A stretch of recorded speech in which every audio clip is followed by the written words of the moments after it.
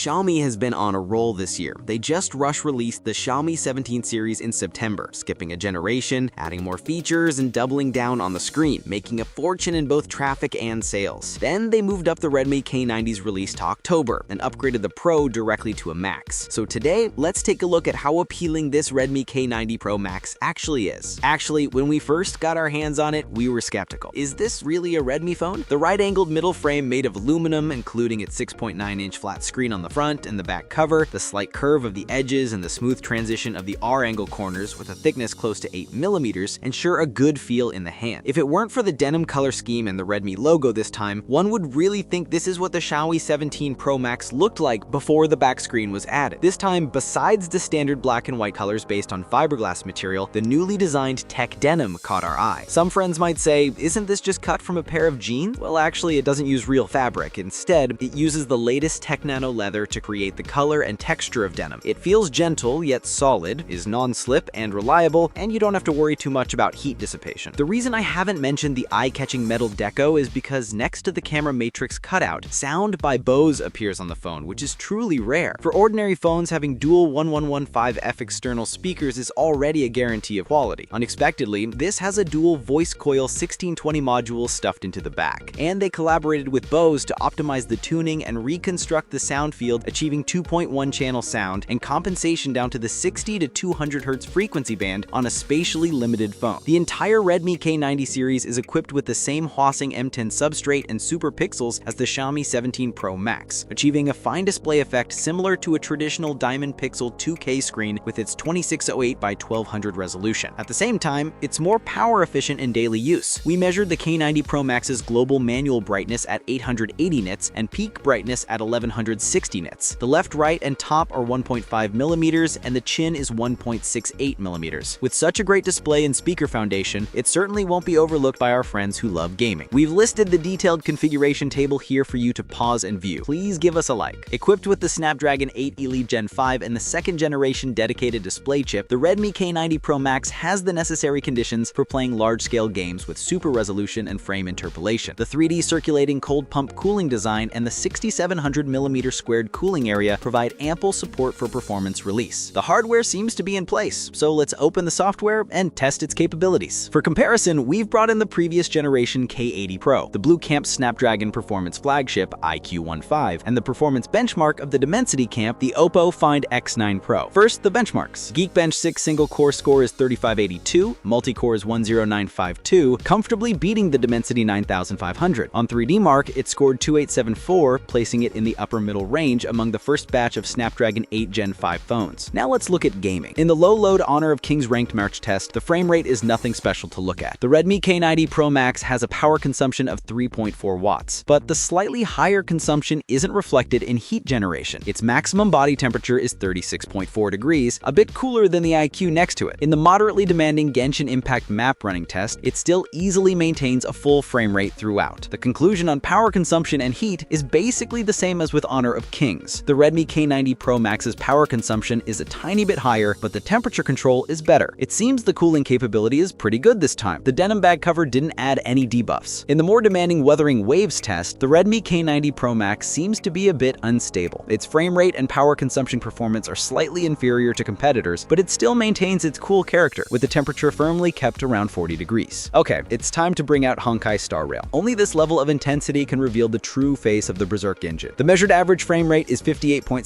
FPS, and the frame rate curve is significantly better than the iQ and Oppo on the side. Of course, the price for this is power consumption and temperature. The Redmi K90 Pro Max's power consumption reached 8.51 watts, and the temperature almost broke the 50-degree mark. As still as a virgin, swift as a crazed rabbit is perhaps the best description for the Redmi K90 Pro Max, powered by the Berserk engine. We believe this kind of performance scheduling is more reasonable. It stays cool under light to medium loads and outputs without reservation under high loads. If you find it hot, you can at least add equipment like a cooling back clip to control the temperature, but conservative performance release cannot guarantee the gaming experience. The K90 Pro Max uses the largest battery capacity in a Mi series phone, 7,560 mAh.